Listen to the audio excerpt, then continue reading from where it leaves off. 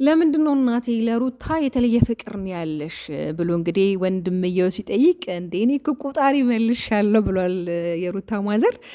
በነገራችን ላይ ያው አብዛኞቻችን እንግዲህ የኔ የጠፋው እያለ እንግዲህ አብነትን ስንጠይቅ ነበር የሩታን ብራዘር ማለት ነው። እንግዲህ ዛሬ በአዲስ ነገር መጥተዋል፣ ቤተሰብ ሰብሰብ ብሎ መጥተዋል። እንግዲህ ሩቲም ሻይን ሆና ነበር ከነሱ ጋር እንግዲህ ቆንጆ ጊዜ ያሳለፈችው።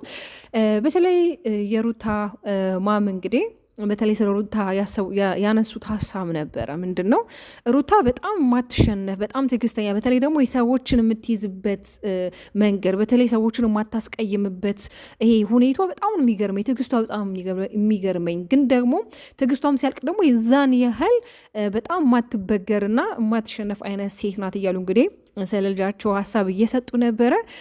አብነት እንግዲህ ዛሬ ስለመጣ ከሩቲ ጋር በጣም ደስ ብሎኛል። እውነት ለመናገር አንዳንዴ ይህ አሁን ላይ ከሚፈጠሩት እነዚህ ግርግሮች ወጣ ብላ እንደዚህ ከቤተሰብ ጋር መምጣቷ በጣም ደስ ይላል። ለምን ሁልጊዜ አንድ አይነት ስፍራ ላይ ስትውሉ በጣም አይምራችሁ ይረበሻል። እንደዚህ ከቤተሰብ ጋር ደግሞ የምታሳልፉት ጊዜ በጣም ደስ ይላል። በተለይ ሩቲ እንግዲህ እናቷን እየቀለድችባት እየተሳሳቁ ነበር። በጣም የሚያስቀና የቤተሰብ ጊዜ ነበረ። እንዴ እናቴ ግን ዛሬ አንድ አይነት ነው የለበስ ነው እንዴት ነው ቺ ነገር እያለቻት ነበር። እና ሩቲ እንግዲህ እንደምታውቋት በጣም ቀለኛ ናት።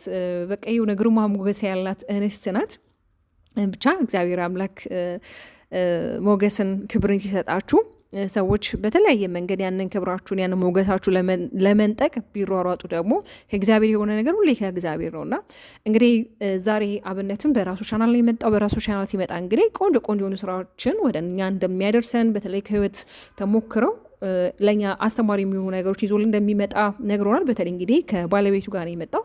አብነት እንግዲህ የሁለት ልጆች እናት ሲሆን አባት ሲሆን በጣም ይቅርታ እንግዲህ ባለቤቱ በጣም ረጋ ያለች እና እንዳያት ሰከን ያለች እንስት ናት። በተለይ ደግሞ ለልጅም የወለደች አትመስልም። ላይክ ገና ወጣት ናትና እንግዲህ በዩቱብ ቻናላቸው ቆንጆ ቆንጆ የሆኑ ስራዎች ወደ እኛ ያደርሱናል ብዬ ተስፋ አድርጋለሁ።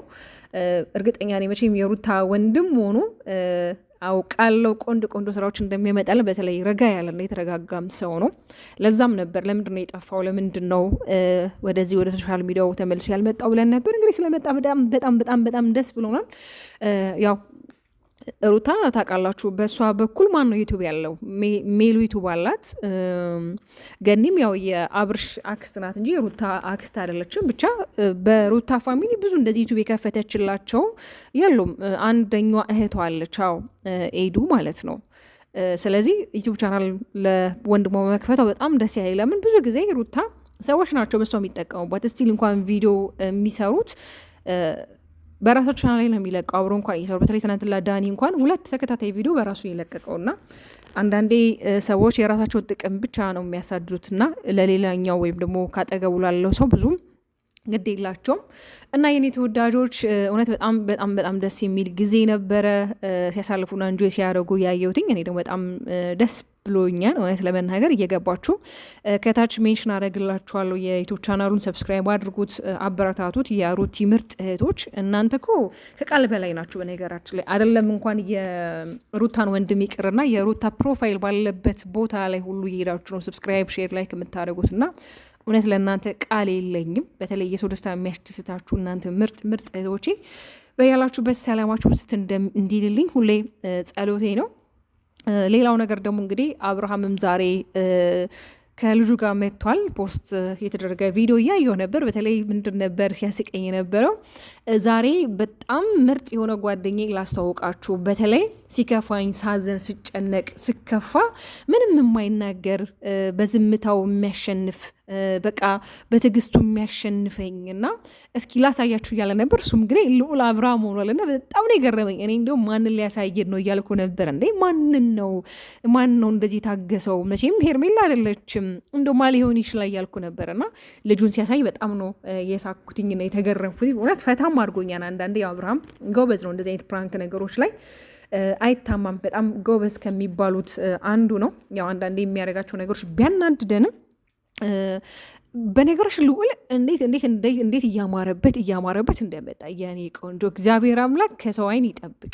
እውነት እግዚአብሔር አምላክ በጥበብ በሞገስ ያሳድግበት። ላይ ያው ታውቃላችሁ አንዳንድ ሰው ህጻናትን አይቶ እንኳን ማሻላ የሚል የለም የተለያየ ሀሳብ አስተያየት ነው የሚሰጠው። ነው ያው ህጻኑ ምንም ሊያውቅ አይችልም እንደተደረገ ነው የሚሆነው። ለምን ልጅ ነው ህጻን ልጅ ነው ምንም አያውቅም። ካሜራም ደቅናችሁበት ብትቀርጹት ብትቆነጡት ያለቅሳል፣ ቢርበው ያለቅሳል እንጂ ምንም የሚያውቀው ነገር የለምን። ያው ልጁ ላይ ብዙም እንትን አትበሉ፣ ማሻላ ቢያንስ በሉላችኋል የኔ ተወዳጆች። እንግዲህ ሩትዬ የኔ ቅን የኔ መልካም እህት ከወንድምሽ ጋር ስላየሽ በጣም ደስ ብሎኛል። ሁሌም ደግሞ ሻይን ሆነሽ ፈክተሽ ከዚህ የበለጠ አበባ ሆነሽ እንደምናይሽ ተስፋ አድርጋለሁ። የኔ ተወዳጆች ላይክ፣ ሼር፣ ሰብስክራይብ በማድረግ ቤተሰቡን እሺ